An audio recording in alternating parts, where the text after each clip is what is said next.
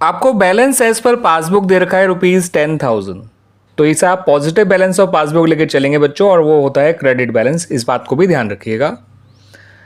अगला पॉइंट कुछ इस तरह से है, cheque deposited into the bank but no entry was passed in the cash book.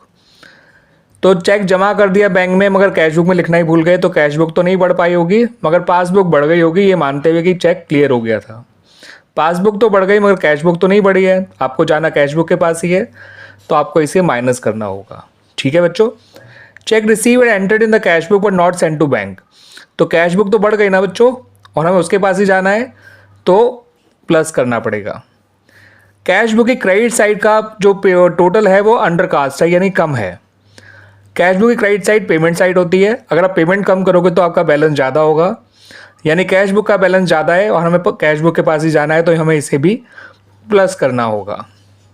Insurance premium paid by the bank under standing advice. तो जब बैंक इंश्योरेंस प्रीमियम पे कर देगा तो वो पासबुक के बैलेंस को कम कर देगा, मगर कैश बुक का बैलेंस तो कम नहीं हुआ, तो इसे वापस बढ़ाना पड़ेगा, क्योंकि इसको जाना किसके पास है, कैश बुक के पास।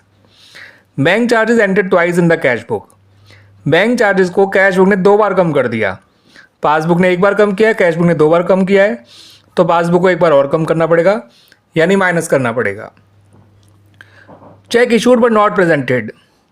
ये वो चेक है जो कैश बुक होल्डर ने इशू किया है, तो उसने अपना कैश बुक का पैसा कम कर दिया होगा अकाउंट होल्डर ने, और पासबुक को भी कम करना पड़ेगा। ठीक है बच्चों। Cheque receive and entered twice in cash book.